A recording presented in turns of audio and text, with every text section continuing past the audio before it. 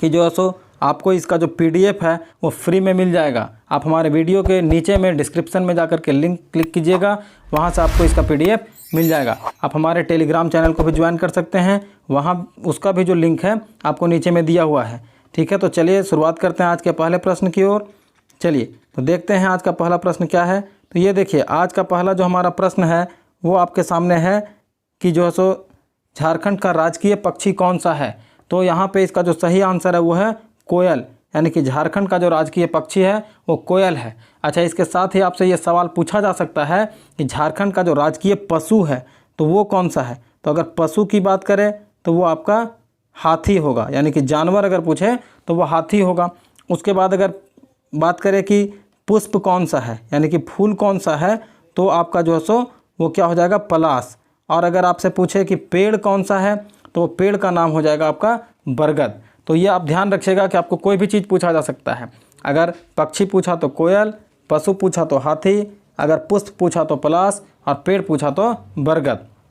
अगला प्रश्न है कि पारसनाथ की पहाड़ी झारखंड के किस जिले में है। यानी कि पारसनाथ की जो पहाड़ी है वो झारखंड के किस ज़िले में है, तो वो है गिरिडीह ज़िले में। और इसकी जो कुल ऊंचाई है वो है 1365 मीटर। ठीक है, 1365 मीटर। और ये किस धर्म से संबंधित है, तो याद रखिएगा ये जैन धर्म से संबंधित है। ये तीनों प्रश्न आपसे पूछे जा सकते हैं। उसके बाद हमारा अगला प्रश्न है कि झारखंड में बोकारो स्टील प्लांट किस देश के सहयोग से लगा है। तो झारखंड में जो बोकारो स्टील प्लांट है वो जो है सो रूस के सहयोग से लगा है। और ये कब शुरू हुआ था, तो कहता है ये 1964 में जो सो ये शुरू हुआ, 1964 में लगा। और इसमें करीब करीब 900 करोड़ रुपए का खर्च आया था। ध्यान रखिएगा, 900 करोड़ रुपए का खर्च आया था। और अगर बात करेगा, आपसे ये भी क्वेश्चन पूछा जा सकता है कि झारखंड में बोकारो स्टील प्लांट है वो किस पंचवर्षीय योजना में लगा था। तो याद रखिएगा ये तीसरी पंचवर्षीय योजना में लगा था। ठीक है, उसके बाद हमारा चौथा क्वेश्चन है, प्रसिद्ध पुस्तक बिरसा मुंडा और उनका आंदोलन, ये किताब का नाम है, इस पुस्तक को किसने लिखा था। तो याद रखिएगा इस पुस्तक को लिखने वाले हैं कुमार सुरेश सिंह। अब बात करते हैं बिरसा मुंडा की। तो बिरसा मुंडा का जन्म जो है वो जो है सो 15 नवंबर 1875 को हुआ था।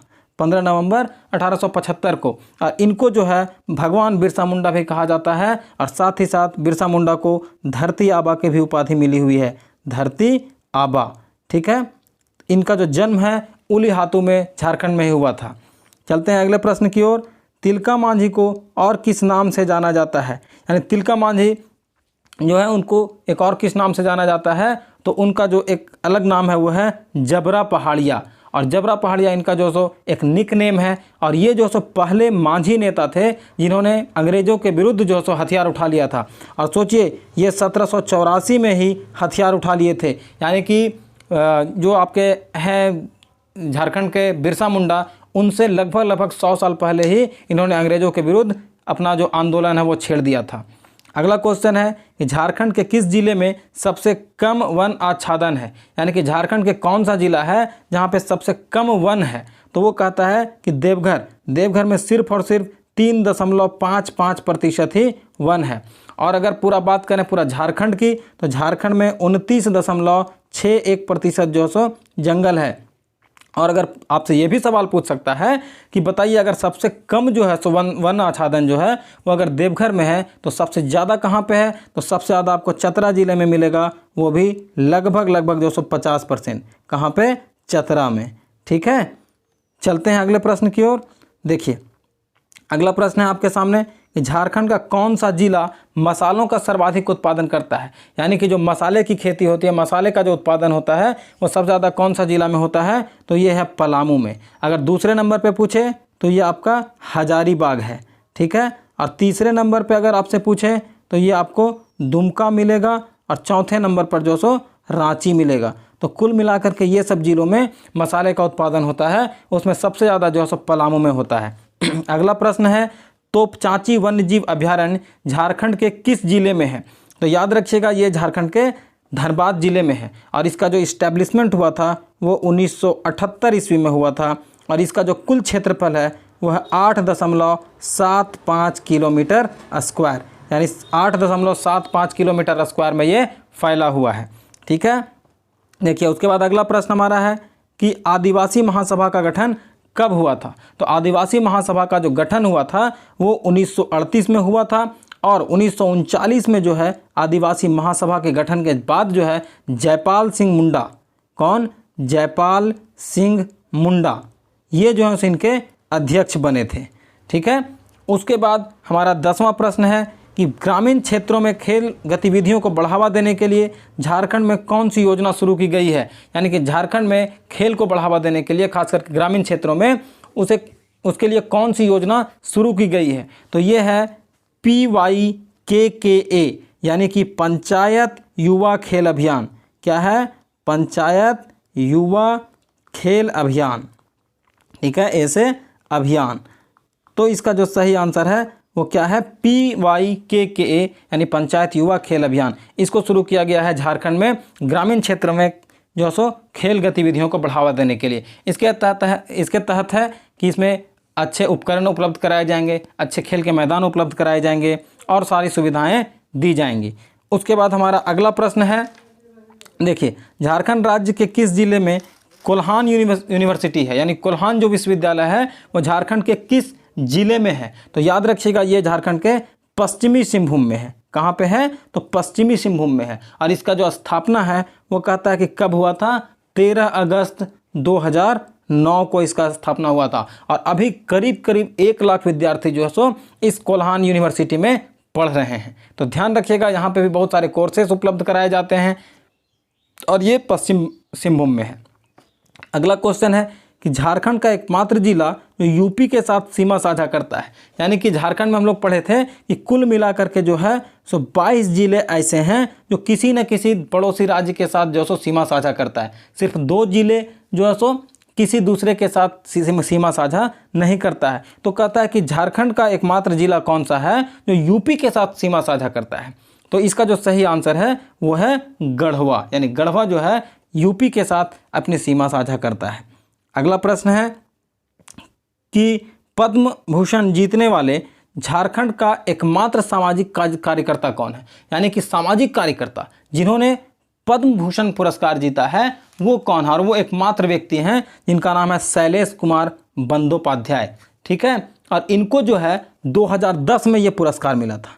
कब मिला था? 2010 में ये पुरस्कार मिला था। और इनको किस लिए मिला था? तो ये इनको मिला था चिकित्सा के क्षेत्र में, चिकित्सा के लिए और सार्वजनिक स्वास्थ्य के क्षेत्र में जो है सो सार्वजनिक स्वास्थ्य के क्षेत्र में इनको ये पुरस्कार मिला था। उसके बाद अगर बात करें, ये भी आपसे क्वेश्चन पूछ सकता है कि पद्म भूषण जो है ये तो इनको मिला, ठीक है, लेकिन भारत का सर्वोच्च पुरस्कार कौन है? तो नंबर 1 में याद रखिएगा कि नंबर 1 में आपका है भारत रत्न। दूसरा में पूछेगा तो कहता है कि दूसरा में है पद्म विभूषण। क्या है? पद्म विभूषण। तीसरा में अगर पूछेगा तो तीसरा में है पद्म भूषण। और चौथा में अगर पूछेगा तो वह है पद्मश्री। तो ये चारों आप जरूर याद रखिएगा, ये आपको पूछा गया सवाल है।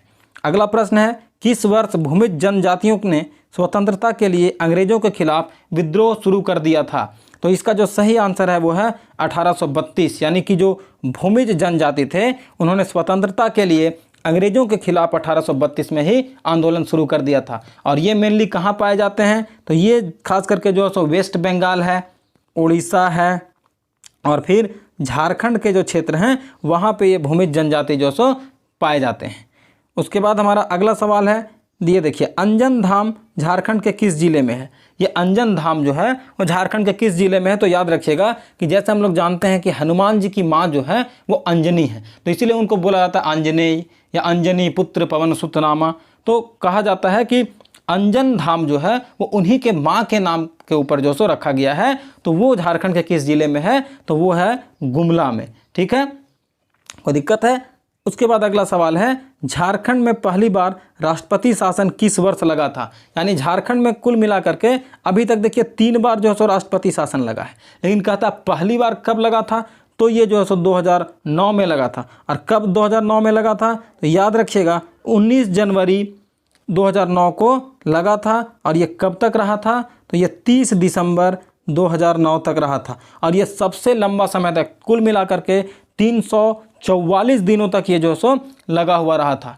अच्छा, आपसे ये भी पूछ सकता है कि राष्ट्रपति शासन किस अनुच्छेद के तहत लगता है? तो इसका जो सही आंसर होगा वो होगा आर्टिकल 356 जो है, इसके तहत जो सो किसी भी राज्य में राष्ट्रपति शासन लगाया जाता है। और इसके लिए अनुमोदन कौन करता है, रिक्वेस्ट कौन करता है, तो वो जो सो वहाँ के जो गवर्नर हैं वो राष्ट्रपति को रिक्वेस्ट करेंगे कि यहाँ पे जो फंक्शन है सही से नहीं हो रहा है, यानी कि यहाँ की जो राज्य सरकार है वो अच्छे से काम नहीं कर रही है, इसलिए आप इसको लगा दीजिए। अगला प्रश्न है, देखिए, जदो पाटिया झारखंड राज्य में लोकप्रिय क्या है? यह एक नृत्य है, ये चित्रकला है, इस तरह से आपसे क्वेश्चन पूछा जा सकता है। तो याद रखिएगा कि ये जो है सो झारखंड का एक प्रसिद्ध चित्रकला है, यानी कि पेंटिंग है। पहले ये जो सो कपड़ा पे बनाया जाता था, लेकिन अब जो है इसको कागज़ पे भी बनाया जाता है। और याद रखिएगा कि क्वेश्चन और आपसे पूछा गया था पिछले बार जो जेपीएससी का प्री हुआ था उसमें, कि जदो पाटिया जो चित्रकला है उसके जो चित्रकार होते हैं उसको किस नाम से जानते हैं? तो याद रखिएगा इसके चित्रकार को जादव नाम से जानते हैं। यादव मत समझ लीजिएगा, जादव है ना। अगला प्रश्न है, पत्थर व बीड़ी उत्पादन उद्योग के लिए उपयोग के लिए मशहूर जिला कौन है? यानी कि कहता है कि सबसे ज़्यादा जो उत्पादन होता है उसके लिए मशहूर कौन है पत्थर और बीड़ी के क्षेत्र में? तो वो है आपका पाकुड़ जिला जो है वो सबसे ज़्यादा मशहूर है। यहाँ पे पत्थर और बीड़ी का उत्पादन सबसे ज़्यादा होता है। ठीक है, उसके बाद हमारा अगला प्रश्न है कि हमर आपन बजट, ये एक पोर्टल है हमर आपन बजट, ये जो सो किसने लॉन्च किया था? तो ये हेमंत सोरेन जो हैं, जो अभी झारखंड सरकार में मंत्री हैं यानी मुख्यमंत्री हैं, इन्होंने ये पोर्टल लॉन्च किया था। और ये जो सो दिसंबर 2021 में लॉन्च किया था। और ये किस लिए किया था कि जो 2022-23 का जो बजट आएगा 2022-23 का, उसमें जो सो लोगों से सुझाव मांगा गया था कि आप हमें सुझाव दीजिए कि किस तरह का बजट होना चाहिए, बजट में क्या क्या होना चाहिए उसके लिए। तो ये जो सो झारखंड के मुख्यमंत्री हेमंत सोरेन ने ये पोर्टल लॉन्च किया था, हमर आपन बजट। उसके बाद अगला प्रश्न है, झारखंड में चेरो जनजातियों में सबसे प्रसिद्ध राजा कौन था? कहता है कि झारखंड में जो चेरो जनजाति थे उसमें सबसे प्रसिद्ध राजा कौन था? तो वो थे मेदिनी राय। ठीक है, चेरो जनजाति किस वंश के थे, या मेदिनी राय भी किस वंश के थे? तो ये जो सो चेरो वंश के थे, चेरो वंश के थे। और इनका जो क्षेत्र है वो भोजपुर से लेकर के गया तक फैला हुआ था। कहाँ? भोजपुर टू गया। ठीक है, तो याद रखिएगा। अगला प्रश्न है कि 1000 गार्डन के नाम से कौन सा शहर जाना जाता है? तो इसका जो सही आंसर है वो है अपना हजारीबाग। यानी हमारा जो हजारीबाग है, अपना हजारीबाग है, उसको 1000 गार्डन के नाम से जाना जाता है, यानी कि हज़ारों यहाँ पे बगीचे हैं, गार्डन्स हैं। ठीक है, कोई दिक्कत है आपको? चलिए अगला प्रश्न है, मुंडारी लोक गाथाएँ या मुंडारी लोक कथाएँ, सॉरी मुंडारी लोक कथाएँ जो है वो नामक पुस्तक किसने लिखी है? तो इसके जो राइटर हैं, इसको जो लिखने वाले हैं वो कौन है? तो जगदीश त्रिगुणायत, ये जो है इस पुस्तक के लेखक हैं। और ये भी क्वेश्चन जो है सो आपको झारखंड का जो एक्साइज कांस्टेबल हुआ था 2019 में, उसमें भी पूछा गया था। अगला प्रश्न है कि सोहराय चित्रकला झारखंड राज्य के किस जिले में प्रसिद्ध है? ये सोहराय एक तरह का पेंटिंग है, वो किस जिले में प्रसिद्ध है? तो झारखंड के हजारीबाग जिले में प्रसिद्ध है। और इसको 2020 में जो है सो जीआई टैग मिला। जीआई टैग का मतलब ज्योग्राफिकल इंडिकेटर टैग होता है। ठीक है, ये जो सो 2020 में इसको दिया गया। कोई दिक्कत है?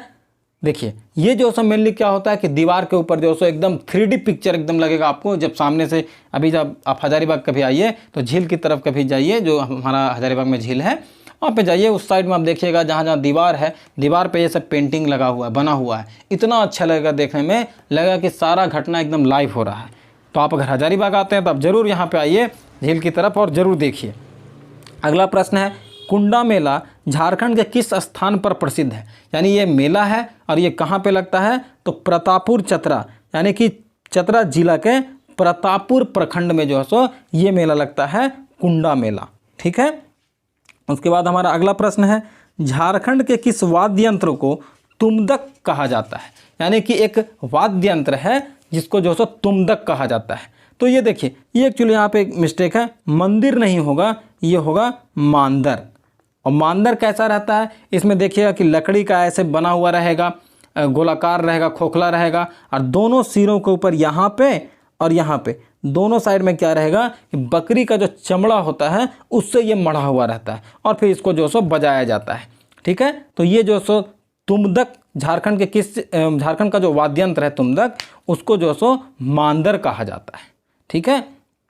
अगला प्रश्न है झारखंड का वायलिन किस वाद्य यंत्र को कहा जाता है? यानी झारखंड का जो वायलिन जो नॉर्मली बजाया जाता है उसको जो है सो झारखंड में किस नाम से जाना जाता है, या झारखंड के किस वाद्य यंत्र को उसी के बराबर माना जाता है या उसी की संज्ञा दी गई है? तो इसका सही आंसर है केंद्रा या केंद्रीय। आप जो भी बोलिए दोनों ही सही है।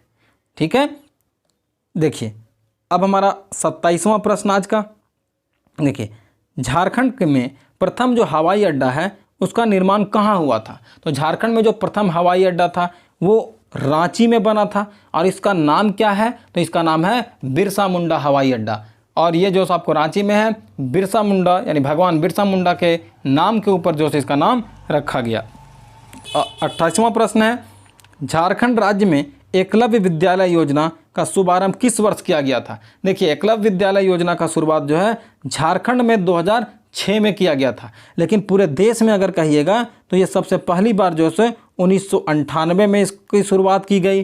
और जो इसका पहला स्कूल बना था वो महाराष्ट्र में बना था 2000 ईस्वी में। ठीक है।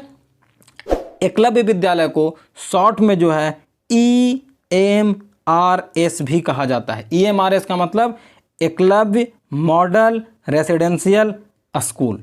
ठीक है। तो ये भी आपसे पूछा जा सकता है EMRS का फुल फॉर्म क्या है? एकलव्य मॉडल रेसिडेंशियल स्कूल यानी एकलव्य मॉडल आवासीय विद्यालय। ठीक है। अगला प्रश्न है कि दिसोम गुरु के नाम से कौन विख्यात है? देखिए इनको कौन नहीं जानता है। झारखंड में जो पार्टी है अभी JMM, उसके ये बहुत बड़े नेता भी रहे हैं, कुछ समय के लिए मुख्यमंत्री भी रहे हैं और उनका नाम है शिबू सोरेन। ये जो है सब झारखंड के एकमात्र ऐसे मुख्यमंत्री हैं जो सबसे कम समय तक यानी मात्र जो है सो ये 10 दिनों के लिए मुख्यमंत्री बने थे। इनको जो है शिबू सोरेन को जो है यानी कि JMM का संस्थापक के तौर पर भी आप देख सकते हैं, लेकिन पूरा का श्रेय इनको भी जाता है, लेकिन इनको संस्थापक नहीं कहते हैं, लेकिन श्रेय इनको भी जाता है। और ये वर्तमान में जो हेमंत सोरेन हैं उन्हीं के पिताजी हैं शिबू सोरेन।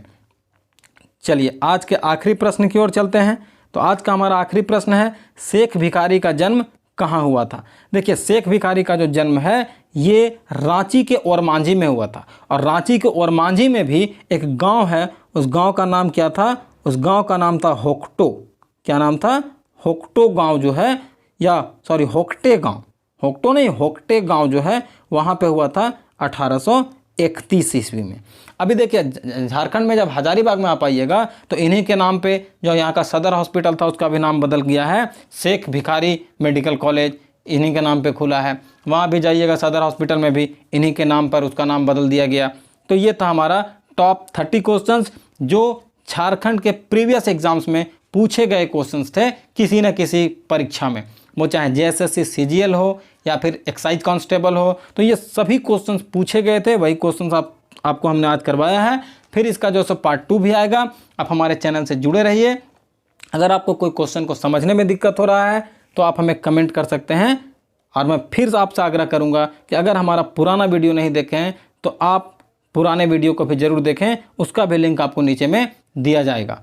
ठीक है। तो आप हमारे चैनल से जुड़े रहें, लाइक करें, सब्सक्राइब करें और शेयर करें। धन्यवाद।